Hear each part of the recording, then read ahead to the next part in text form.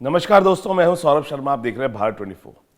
दोस्तों, interview start करने से पहले दो शब्द कहूंगा, उस शब्द से मेरे इंटरव्यू का सार समझ आएगा आपको। आदमी आदमी से मिलता है, लेकिन दिल कम ही लोगों से मिलता है। और ये मैं इसलिए कह रहा हूं क्योंकि एक यूट्यूबर है और अभी हाल ही के दिनों में उनकी फैन फॉलोइंग बहुत बड़ी है और किसी में बात होती है तो उसी की बात होती है। राजवीर जी, बहुत बहुत स्वागत है भारत 24 में। भाई, मैंने बोला कि बात उसी की होती है जिसमें बात होती है, और कोरोना में आप ही की बातें हो रही थी क्योंकि जिस तरीके से आपकी फ़ैन फॉलोइंग लगातार बढ़ रही थी, आपको लगता है कि बहुत सारी जिम्मेदारी बढ़ जाती है। पहले आप एक शख्स होते हैं जो आम लोगों में बैठते हैं, लेकिन जब आपकी फ़ैन फॉलोइंग बढ़ जाती है, बहुत चीज़ें आप पीछे खींच लेते हैं, बहुत सारी चीज़ें नहीं कर पाते हैं। मलाल रहता है कि एक आदमी सिमट जाता है। कहीं कहीं कभी कभी प्राउड भी फील होता है कि इतने सारे लोग हमें प्यार करते हैं, उन लोगों के बहुत सारे लोगों के हम आइडल हैं। बट हाँ, कभी कभी मलाल भी होता है कि रोड पे जब निकलते हैं, कई बार क्या होता है कि हम कहीं के लिए लेट हो रहे हैं, साइड से दो बाइक लगी, भैया गाड़ी रोको, फोटो खिंचानी है। तो वो चीज़ है ना, अच्छा उनको बोलो यार लेट हो रहे हैं, तो कई बार गाली भी आती है। जैसे उनको पता नहीं होता विंडो बंद है तो आवाज़ नहीं जाएगी, तो वो अब गाली क्या देख बताऊँ, निकल जा साले, हम नहीं बनाया, हमें स्टार बन के दिखा रहा है। तो वो चीज़ कहीं ना कहीं वो मलाल भी देती है दिल में कि यार अब तुमको कैसे समझाए कि हम कहीं के लिए लेट हो रहे हैं, इतना टाइम नहीं है कि हाईवे पर रुके। और वो अपनी प्राइवेसी भी नहीं है, और उसको क्या बोलते हैं हम कि हमारी सेफ्टी भी नहीं है, कि हमें पता नहीं ना आप कौन हो। कितनी सारी रोज़ कंट्रोवर्सीज होती रहती हैं। अब हो सकता है कि हम फ़ैन समझ के किसी के लिए गाड़ी रोके और हो कोई और उस रूप में, तो वो प्राउड भी है और मलाल भी है, दोनों। मैंने बहुत सारे इन्फ्लुएंसर्स देखे हैं, बहुत सारे यूट्यूबर्स देखे हैं, जिनसे मैंने पूछा कि आप कहाँ जाना चाहते हैं, क्या करना चाहते हैं, कहते हैं एक बार बिग बॉस जाना चाहता हूँ। क्या फॉलोअर्स का बढ़ना, इतनी बड़ा परिवार होना, क्या सिर्फ एक ही टारगेट है बिग बॉस? नहीं, ऐसा नहीं है। फॉलोवर्स बढ़ गई, आप बिग बॉस में जाओगे, आपके अंदर कोई बात होनी चाहिए। ये तो आप 2 साल से, मुझे लग रहा है ये दो 3 साल से जो सीजन्स आ रहे हैं, इसमें फॉलोवर्स के बेसिस पे लोग बिग बॉस में जा रहे हैं। जब बिग बॉस में आप अपने आप को फिट मानते हैं कि ये राजवीर वो पर्सनैलिटी है फिट से जो भी बिग ज़्यादा। बॉस हाउस के अंदर हाँ, रह हाँ, सकता है? बिल्कुल बिल्कुल। वहाँ पे प्यार भी होना करना होता है, सारी और चीज़ें आती हैं, लव मतलब एंगल भी जब होता मैं है, वो है रोमांटिक। हाँ आप हाँ बिल्कुल, सारी चीज़ें। नहीं, झगड़ा वगड़ा तो देख लेंगे क्योंकि मैं बोल रहा हूँ ना, सारी चीज़ें, वो जो आप बोल रहे हो सारी चीज़ें मैं परफेक्ट बैठूंगा। मैं जब इवन बिग बॉस देखता हूँ तो मुझे ऐसे लगता है, मैंने कहा इसकी जगह एक बार मुझे डाल के देखो, फिर देखो क्या मज़ा आता है। एलविश के साथ आपका कैसा रिलेशन है? बिकॉज अभी बहुत चर्चा है, आपकी कम्युनिटी का एक हिस्सा है वो भी। आप अब मैं आपको एक बात बताता हूँ, वो गंदी मछली वाली बात से मुझे एक बात याद आई, क्योंकि एलविश से मैं आमने सामने रूबरू नहीं हुआ हूँ, लेकिन उसके जो दोस्त हैं, मेरे जो दोस्त हैं, वो एक साथ उठते बैठते हैं। और बहुत एक बीच में फिर एक भाई आ जाते हैं हमारे फ्यूजन कार वाले, जिनसे एलविश गाड़ी लेता है, मैं गाड़ी लेता हूँ। तो बातें वो मेरी उसको उसको बताते रहते हैं, उनकी मुझे बताते रहते हैं। कहीं ना कहीं मैं भी उसके व्लॉग्स देखता हूँ। तो जैसे मैंने बताया ना कि फैमिली व्लॉग्स जो होते हैं ना, वो हमें कहीं ना कहीं इमोशनली कनेक्ट कर देते हैं अपने उस बंदे के साथ जिसके हम व्लॉग्स देखते हैं। तो मैं उसके जब फादर को देखता हूँ या उसकी मॉम को देखता हूँ, तो मुझे मतलब बहुत प्यारे लगते हैं उसके मम्मी पापा।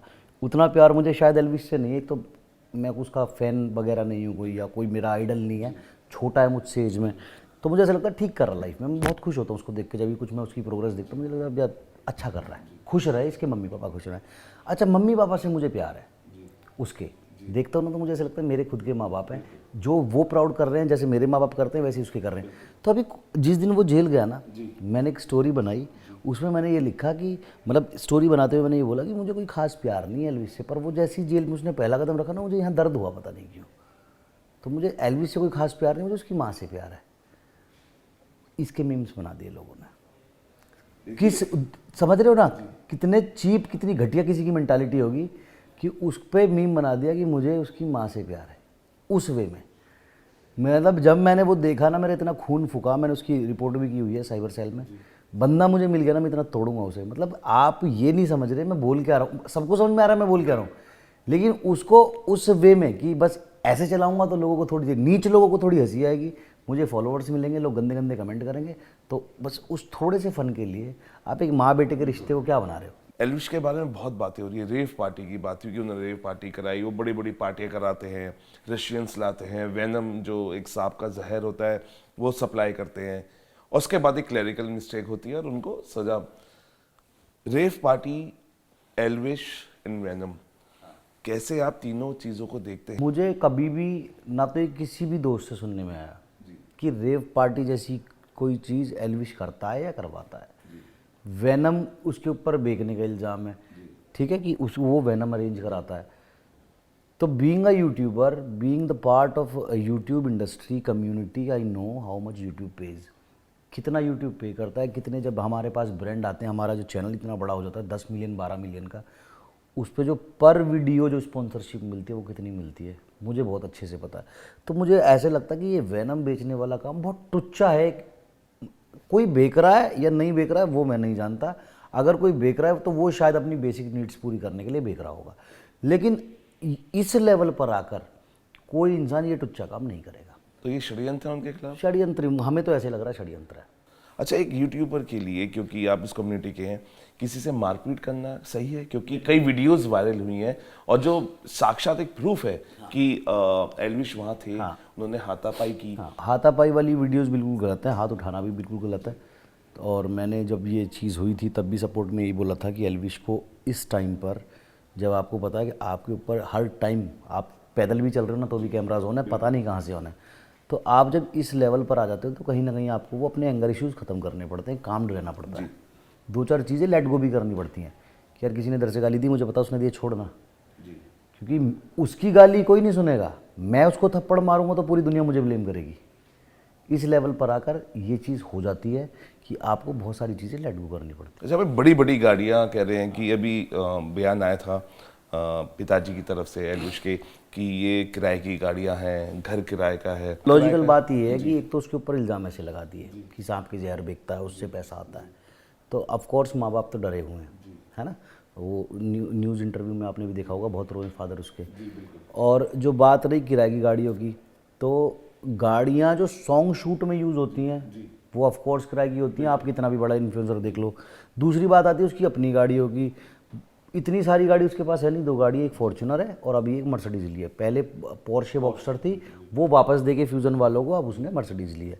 आपको क्या लगता है कि इतनी नेटवर्थ हो जाती है और वो इतनी नहीं, इतनी सक्षम है नेटवर्थ क्या, मतलब मैं, आप उसका इंटरव्यू करेंगे, बहुत जल्दी आने वाला है, भगवान का बहुत बहुत शुक्र है, जितने भी भाइयों ने या बहनों ने उसके लिए प्रे करी, मैं तो थैंक्स बोलना चाहता हूँ, क्योंकि जो इंसान दिल से गलत नहीं है, उसकी सोल गलत नहीं है, उसकी इंटेंशन गलत नहीं है, कितनी भी साजिशें कर लो उसके खिलाफ कुछ नहीं हो सकता। आई वुड से कि जो उसके पास गाड़ी है वो हर महीने खरीद लेगा, इतनी नेटवर्थ होगी बहुत आराम। आप उन्हें बहुत क्लोजली देखते हैं, उनका कौन सा रंग आपको सबसे ज्यादा भाता मुझे है? सबसे अच्छा अपना मासूम जब लगता है, क्योंकि उसके अंदर, मैं सॉरी फॉर माय वर्ड्स, उसके अंदर थोड़ी सी हवाबाजी है ना। मैं जैसे, क्योंकि छोटे बच्चे नहीं पकड़ पाएंगे, जो उससे एज में बड़े हैं ना वो पकड़ जाते हैं, क्योंकि हम उस फेज से निकल चुके हैं, जो काम वो कर रहा है ना, हम रियल लाइफ में कर चुके हैं। मैं जो भी काम करूँगा तो मेरे से जो 10 साल बड़ा इंसान होगा ना, वो देख के समझ जाएगा अबे जो तू कर रहा है हम कर चुके हैं। अच्छा भाई, आपको क्या लगता है एल्विश का कौन सिस्टम हैंग करना चाह रहा है?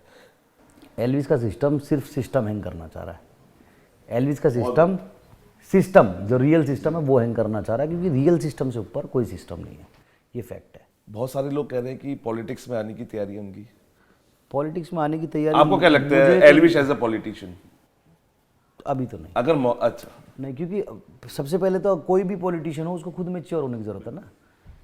वोट तो दे देंगे, हम भी देंगे, अगर एल्विश किसी इलेक्शन में खड़ा होगा तो मैं भी वोट दूंगा कि भाई हमारा भाई जीते, और बहुत सारे जितने भी फैन हैं। बट मैं ये कहूँगा कि अभी ना करे तो ज़्यादा बेटर है, क्योंकि अभी तो उसके अंदर इतनी मैच्योरिटी नहीं है, ये जो उसे मिला इसे कैसे संभालूँ, जैसे रोज़ रोज़ कंट्रोवर्सीज में फंस रहा है कि जो जितना मिल गया इसे कैसे संभालूँ, और as a leader, as a नेता इतनी सी भी गलती कर दी ना तो आपको लग रहा है वो शोहरत नहीं संभाल पा रहे हैं?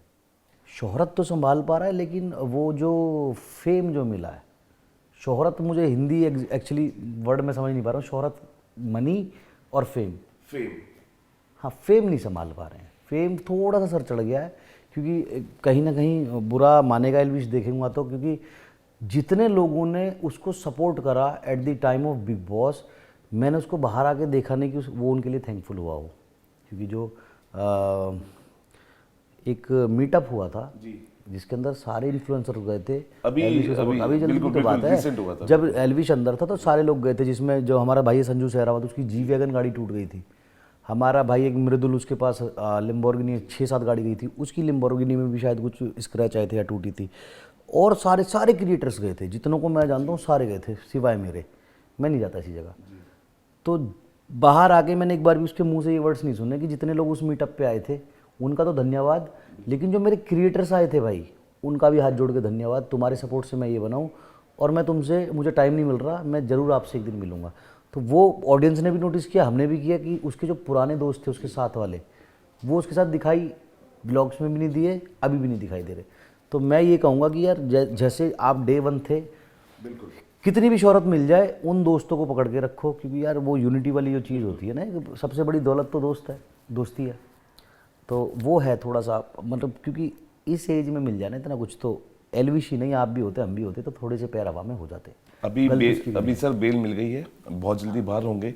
किस तरीके का स्वागत होगा? बिकॉज एक जो दिल की जो एक चोट थी जो लगी थी, मुझे लगता है कि उस पर मरहम नहीं, उस पर मुझे लगता है कि वो पूरी हील हो गई है, वो बिल्कुल सही हो गई है। भाई बाहर आ रहा है, तो किस तरीके का अब आने वाला 2.0 वर्जन मुझे लगता है एल्विश का देखने को अभी मिलेगा। ऐसा है कि जेल जाके ना, या तो इंसान बहुत ज़्यादा बिगड़ जाता है, अगर उसने ये देख लिया कि ये तो कुछ भी नहीं है, बढ़िया जगह है, वो काम करके यहाँ ना पड़े, तो या तो मैं रह लूँगा, या तो माइंडसेट ये हो जाता है, या इंसान का माइंडसेट ये हो जाता है, बाबा यहाँ नहीं आना, धरती पे कहीं भी चला जाऊँगा, यहाँ दोबारा नहीं आऊँगा। तो मुझे ऐसे लगता है जो सेकंड वाला मैं बता रहा हूँ वो एल्विश का हो जाएगा। तो बाहर आके थोड़ा पोलाइट भी हो जाएगा, शब्दों का भी सही इस्तेमाल करेगा, हाथों का भी सही इस्तेमाल करेगा, और जो थोड़ा सा उसके अंदर है यहाँ चढ़ा हुआ, वो भी थोड़ा सा नीचे आ जाएगा कि कुछ भी मैं करता हूँ तो मुझे एक रात भी वहाँ नहीं जाना, क्योंकि वो जगह ऐसी कहते, ऐसी थोड़ी कहते हैं कि धरती पे नरक देखना है तो जेल चले जाओ। कहते हैं ना, मंजिलें हिलती है, हिलने दो भाई, मंजिलें हिलती है, हिलने दो, लेकिन निशाना ना आपके अर्जुन के तीर जैसा होना चाहिए। और मैं यही कहता हूँ कि आप अर्जुन तो बनिए, लेकिन अपना निशाना भी ठीक रखिए। निशाना कैसा? निशाना एक अच्छाई का। आसपास एक अच्छा एनवायरनमेंट रखिए, खुशी फैलाइए, प्यार दीजिए, प्यार बांटिए। और होली है भाई, होली पे जो रंग है, और किसी को परेशान मत कीजिए। और मैं यही कहना चाहूँगा होली पे कि प्लीज़ किसी भी जानवर पे रंग ना फेंकिए, जानवरों को रंग से दूर रखिए, उनकी केयर कीजिए। भाई आप क्या कहना चाहेंगे उन जानवर, क्योंकि एक मैसेज है, मैं चाहता हूँ कि आप भी एनिमल्स का तो भाई ध्यान रखो, और आई वुड से कि रंग फेंकना नहीं, जैसे भी ध्यान रख पाओ वैसे ही ध्यान रखो, क्योंकि सबसे ज़्यादा हमारे आस पड़ोस में गौ माता घूमती हैं या डॉग घूमते हैं, और हाथी या शेर तो घूम नहीं रहे। उनको 2-2 रोटियां भी खिला दोगे ना तो कोई बहुत बड़ी बात नहीं है। ध्यान रखो, चाहे दिवाली हो चाहे होली हो, एक तो उनके ऊपर कोई गलत इम्पैक्ट ना पड़े, और दूसरा अगर थोड़ा सा भी उनके लिए कर सकते हो तो बहुत ज़्यादा वो मांगते नहीं कि भैया 50-60 हज़ार रुपये का NEFT कर दो हमारे अकाउंट में, या कुछ नहीं, 2 रोटी, सूखी 2 रोटी भी खिला दोगे तो भी भाई दुआ भी मिलेगी, पुण्य भी मिलेगा, और आप अच्छा काम भी कर जाओगे और उनका ध्यान भी रख पाओगे। ठीक है। देखिए कि हमारा शॉर्ट्स का बन गया, क्योंकि एक अच्छे मैसेज होते हैं ना हमारे शॉर्ट्स में जाते हैं, और हमारी कोशिश यही रहती है जो अच्छे मैसेज है वो ज़्यादा से ज़्यादा आप तक पहुँचे और आप उसको फॉलो करिए। फिलहाल अभी के लिए इतना ही। आप बने रहिए भारत 24 के साथ।